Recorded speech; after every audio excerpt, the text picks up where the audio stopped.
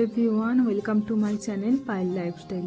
তোমরা সবাই কেমন আছো? আশা করি খুব ভালো আছো, আর আমরাও খুব ভালো আছি। আজ মঙ্গলবার, আজ বিকাল থেকে আমি আমার ব্লগটা শুরু করছি। সকালবেলা জামা কাপড়গুলো ধুয়ে দিয়েছিলাম, ওই জামা কাপড়গুলোই এখন ভাঁজ করে নিচ্ছি।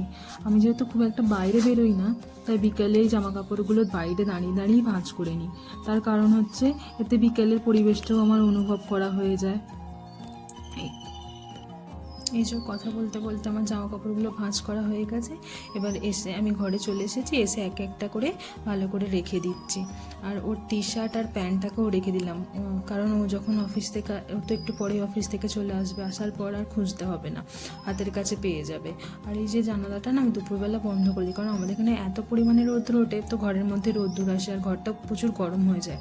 তাই সন্ধ্যাবেলার দিক করে খুলে দিই, তার কারণ ঘরটা ঠান্ডা হয়ে। এরপরে চলে এলাম কিচেনে, কারণ আজকে তা একটু তাড়াতাড়ি রান্না করে নেবো। আজ হচ্ছে আমাদের কলকাতার বাড়ির ওখানে কালী পুজো, তাই আজকে নিরামিষ। তো নিরামিষ বলে সকালবেলায় দুপুরবেলায় রান্না করেছিলাম সিদ্ধ ভাত, আর এবেলা করব ঘুগনি আর নানপুরি। ঘুগনি করব বলে তার মশলাটাই আমি এখন পেস্ট করে নিচ্ছি। তো মশলার মধ্যে ছিল আদা, একটু জিরে, একটু গোলমরিচ, একটু কাঁচা লঙ্কা, এগুলো সব ভালো করে পেস্ট করে নিয়েছি। নেওয়ার পরে তারপরে মনে পড়লো যে বাইরে এখন একটা জামা পরে আছে, তো বাইরে আবার জামা একটা তুলে নিয়ে এলাম। নিয়ে এসে বাইরে যেহেতু সন্ধ্যা হয়ে যাচ্ছে, তো লাইটগুলোও অন করে দিলাম। আমি একটু তাড়াতাড়ি করছি কারণ ও তো চলে আসবে, এবার আসার পরে একটু চা করে দেবো, তো এই জন্যই আরও তাড়াতাড়ি করছি। এইদিকে চলে এলাম, এসে ওই যে ওইদিকে প্রেশার কুকারে আমি কড়াইগুলো সিদ্ধ করতে দিয়ে দিয়েছি, আর কড়াইগুলো আমি ওবেলায় ভিজে দিয়েছিলাম করবো বলে। তো এখন আমি ময়দা মেখে নিচ্ছি, যেহেতু করবো নানপুরি, তার জন্য একটু ইস্টও দিয়ে দিলাম। আর একটু মেখে করলে একটু মেখে রেখে দিলে ভালো হয়, তাহলে যখন করবে তখন অনেকটা করে ফোলে নানপুরিগুলো। তো তাই জন্য আমি এখন মেখে রেখে দিচ্ছি, আর রাত্রি 9টার সময় করে ভেজে নেবো। তো তার জন্য একটু গরম জল লাগবে, গরম জলও করতে দিলাম। আর জানো তো, যেহেতু আমার মামার বাড়ি আর শ্বশুর বাড়ি একই জায়গাতে, তো তার জন্য ওদের মানে এই যে পুজোটা হচ্ছে, এটা আমার মামার বাড়ি আর শ্বশুর বাড়িদের মানে দুজনদেরই একটাই পুজো। আমার মা বাপি আমার শ্বশুর বাড়িতে, এবার মামার বাড়িতেও সবাই গিয়ে দেখা করে চলে আসবে। তো আমারও খুব ইচ্ছা ছিল যাবার, যেহেতু বিয়ের পরেই প্রথম কালী পুজো, কিন্তু যাওয়া হলো না ওর কাজের জন্য। ঠিক আছে, কাজটা আগে, এত মজা করাটা তো আগে নয়। তো ঠিক আছে, পরের বছর আবার যাব। তো এই কথা বলতে বলতে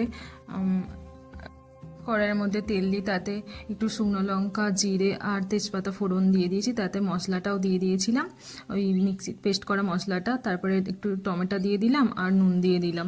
তারপরে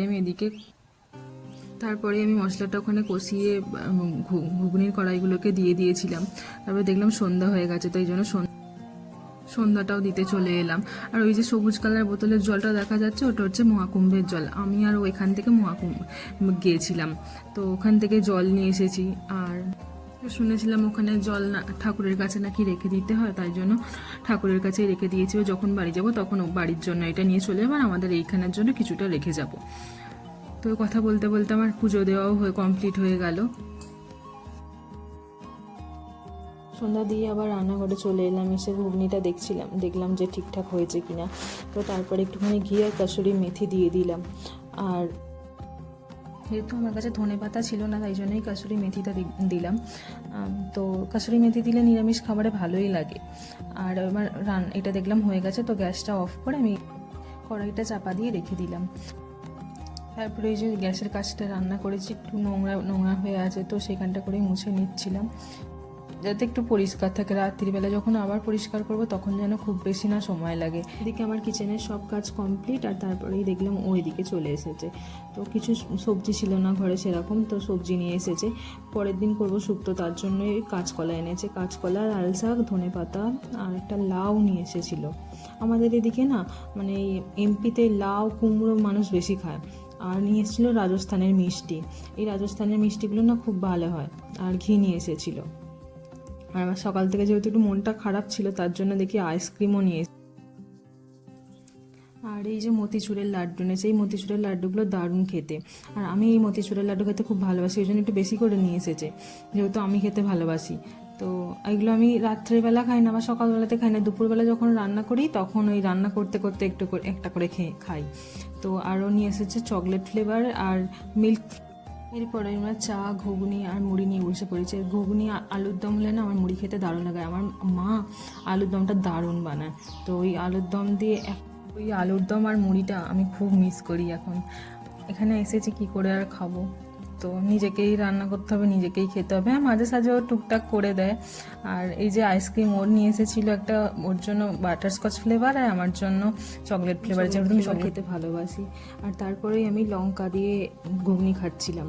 তো ও তো সেরকমভাবে লঙ্কা খায় না, তো আমি ওকে বললাম একটুখানি খেয়ে দেখো, বলে ও খেয়ে বলছে বাবা প্রচুর ঝাল, বলে চলে গেল। তারপরে 9টা বাজলো, আমি এখানে এলাম নানপুরিটা বানাতে। তো নানপুরিটা বানানোর জন্য প্রথমেই তো তখন মেখে রেখেছিলাম ময়দাটা, তখন অনেকটা ফুলে গিয়েছিলো। তো আমি এখন বেলে নিচ্ছি, ছোটো ছোটো করে লেচি কেটে এবার বেলে নিচ্ছি। এবার তেল গরম করে নিয়েছি, এদিকে এবার তেল একটা একটা করে দিয়ে দেবো। আর আর লুচি বলো আর নানপুরি বলো আমার ভাজতে খুব ভালো লাগে, তার কারণ এই যে ফোলেটা না, এটাতে খুব মনে শান্তি লাগে। তো আমার একটা ভাজা হয়ে গেল, এবার আস্তে আস্তে সব কটাই ভেজে নেবো, প্রত্যেকটাই লাল লাল করে ভাজবো, কারণ একটু খড়ো খড়ো ভাজা খেতে আমার খুব ভালো লাগে আর ওরও খুব ভালো লাগে। এই যে দেখতে দেখতে আমার প্রত্যেকটা নানপুরি ভাজা হয়ে গেলে এবার খাবার সাজিয়ে নিচ্ছি। আজকেকার ভিডিও এইটুকুনি পর্যন্ত। কার কেমন লাগলো ভিডিওটা একটু কমেন্ট করো আর লাইক করো, আর আমার চ্যানেলে যদি নতুন হয়ে থাকো তো সাবস্ক্রাইব করে। দেখা হবে পরে নেক্সট ব্লগে। Bye bye.